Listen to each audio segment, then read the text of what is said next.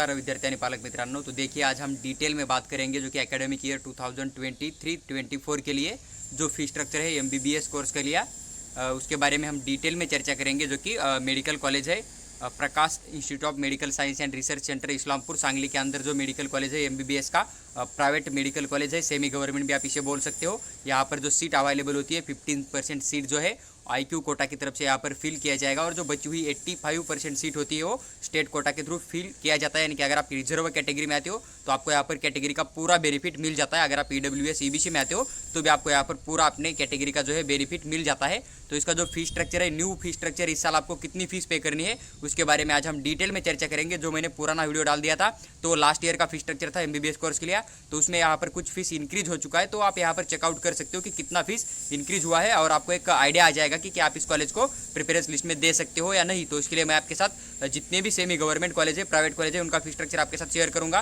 ताकि आपको एक बेसिक आइडिया मिल जाए कि आपके बजट में ये कॉलेज आता है या नहीं। उसके रीजन से आप जो है चॉइस फिलिंग कर सकते हो। तो देखिए यहाँ पर अगर बात करें हम जनरल कैटेगरी के लिए तो सबसे पहले, लेकिन उससे पहले देखिए यहाँ पर आपको फी स्ट्रक्चर दिखाई देगा। देखिए एनआरआई कोटा का फी स्ट्रक्चर है, आप यहाँ पर चेकआउट कर सकते हो। और इंस्टीट्यूशनल कोटा होता है उसका भी फी स्ट्रक्चर यहाँ पर आपको साफ साफ नजर आएगा। आप अगर रजिस्ट्रेशन करोगे तो आप स्टेट कोटा से करना है, एनआरआई कोटा करना है या इंस्टीट्यूशनल कोटा करना है तो आपके ऊपर डिपेंड करेगा। तो आप फीस चेकआउट कीजिए, उसके बारे में हम बात नहीं करेंगे ज़्यादा डिटेल में। तो अभी बात करेंगे हम कि रिजर्व कैटेगरी के लिए महाराष्ट्र स्टेट के अंदर कितनी फीस है कैटेगरी वाइज। देखिए सबसे पहले अगर बात करें तो यहाँ पर आपको ट्यूशन फीस नाम की एक फ़ीस पे करनी होती है जो कि लगभग 6,41,364 रुपीज़ है ओपन कैटेगरी के लिए। अगर आप एससी कैटेगरी में आते हो तो आपको यहाँ पर कोई भी फीस पे नहीं करनी है। एसटी कैटेगरी के स्टूडेंट को भी यहाँ पर कोई भी फीस नहीं पे करनी है। उसके बाद फीजे, एनटीबी, एनटीसी, एनटीडी जितनी भी कैटेगरी है उनके लिए भी यहाँ पर ट्यूशन फीस कोई भी पे करने की ज़रूरत नहीं होती है। अगर आप ओबीसी कैटेगरी के अंदर आते हो तो आपको यहाँ पर जो है ट्यूशन फीस पे करनी पड़ेगी, क्योंकि गवर्नमेंट कॉलेज में ओबीसी कैटेगरी के बच्चों को स्टूडेंट जो है उनको ट्यूशन फीस नहीं होती है। लेकिन प्राइवेट कॉलेज में आपको यहाँ पर 3,20,682 जो है ट्यूशन फीस पे करनी पड़ेगी, जो कि लगभग 50% आपको पे करनी होती है। अगर आप एसबीसी कैटेगरी के अंदर आते हो तो आपको कोई भी ट्यूशन फीस पे करने की ज़रूरत नहीं पड़ेगी। उसके बाद अगर आप ईबीसी कोटा के थ्रू अप्लाई करते हो तो आपको यहाँ पर लगभग 3,20,682 रुपीज़ जो है ट्यूशन फीस पे करनी पड़ेगी। और आगे लास्ट में जो है इंस्टीट्यूशनल कोटा का फीस है, लगभग 3 टाइम आपको पे करना पड़ता है। हर फीस, जो भी फीस स्टेट के बच्चों को 1 टाइम पे करना होता है वो इंस्टीट्यूशनल बच्चों को 3 टाइम पे करना होता है। लेकिन स्कोर भी कम स्कोर के ऊपर भी इंस्टीट्यूशनल कोटा के थ्रू जो है सीट अलॉटमेंट हो जाता है।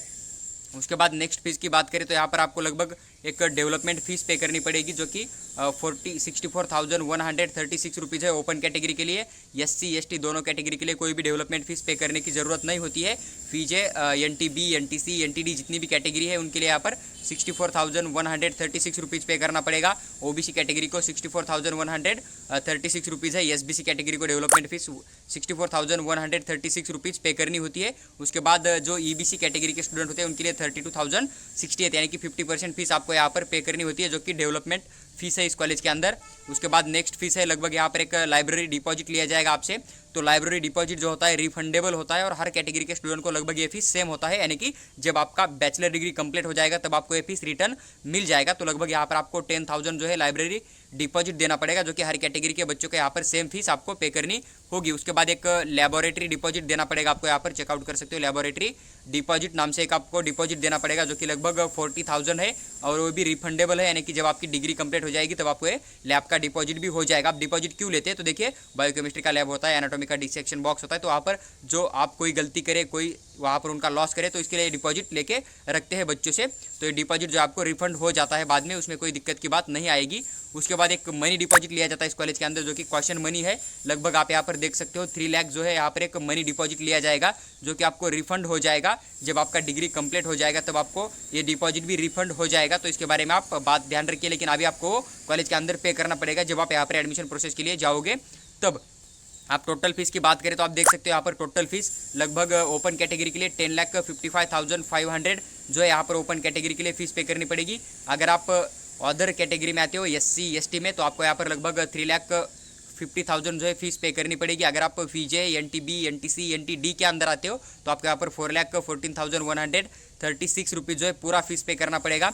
उसके बाद अगर आप अदर ओबीसी कैटेगरी में आते हो जो कि 50% यहाँ पर आपको छूट मिल जाती है ट्यूशन फीस के अंदर, तो यहाँ पर आपको लगभग आप चेकआउट कर सकते हो ओबीसी कैटेगरी के अंदर आपको यहाँ पर 7,34,818 जो आपको यहाँ पर फीस पे करना पड़ेगा।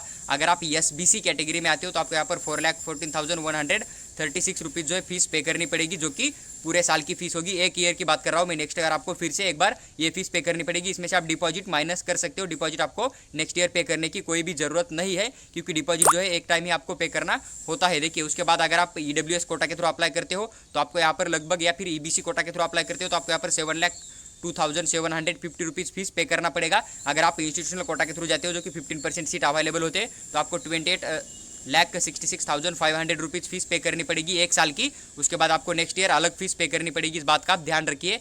देखिए, यहाँ पर आपको एक डिमांड ड्राफ्ट निकालना है। अगर आपके कॉलेज अलॉट हो जाता है तो आपको एडमिशन लेने के लिए यहाँ पर कैश में या चेक में फीस नहीं लिया जाएगा। आपको एक डिमांड ड्राफ्ट बनाना पड़ेगा, जो कि Prakash institute of medical science and research centre run Islampur payable at Islampur, इस नाम से आपको डिमांड ड्राफ्ट बनाना पड़ेगा। और ये जो फीस है ये ऑफिशियल फीस स्ट्रक्चर है। देखिए, यहाँ पर फीस रेगुलर एटोरिया का वेबसाइट होता है, जो कि महाराष्ट्र गवर्नमेंट का है। तो वहाँ पर इन्होंने 2024 का जो है ऑफिशियल फीस स्ट्रक्चर इनकी वेबसाइट के ऊपर अपलोड किया हुआ है। आप वहाँ से PDF को डाउनलोड कर सकते हो, फिर वहाँ पर जाके चेकआउट कर सकते हो, या फिर यहाँ पर आप जो है स्क्रीनशॉट निकालकर पूरा फीस स्ट्रक्चर जो है आपकी कैटेगरी के लिए कितना अवेलेबल है। देखिए, अभी हम बात करेंगे कि जो प्रकाश इंस्टीट्यूट मेडिकल कॉलेज है सांगली के अंदर, तो इसका जो फीस स्ट्रक्चर है हॉस्टल का, तो उसके बारे में बात करेंगे।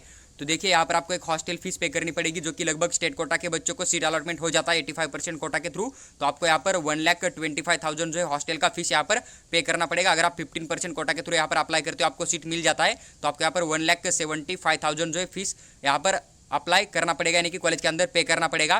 तो आप इंस्टीट्यूशनल कोटा का जो फीस स्ट्रक्चर यहाँ पर देख सकते हो। अगर आपको एडमिशन करना है तो उस कोटा के थ्रू यहाँ पर मेस फीस की बात करें तो 75,000 आपको यहाँ पर मेस फी जो है पे करनी पड़ेगी। यहाँ पर आपसे हॉस्टल डिपॉजिट लिया जाएगा, जो कि लगभग 1 लाख है, आपको रिफंड हो जाएगा जब आप यहाँ पर हॉस्टल को लीव करोगे या फिर आप हॉस्टल छोड़ दोगे। उसके बाद यहाँ पर एक मेस का डिपॉजिट लिया जाएगा, जो कि यहाँ पर मेस डिपॉजिट आपको लगभग 50,000 पे करना पड़ेगा, जो कि आपको रिफंड हो जाएगा। स्टूडेंट अलमुनी लाइफ टाइम मेंबरशिप है आपको यहाँ पर, तो वो भी लगभग यहाँ पर आपको लेनी कंपलसरी है। तो यहाँ पर आपको लगभग 1 लाख रुपीज़ जो है उसके भी पे करने पड़ेंगे।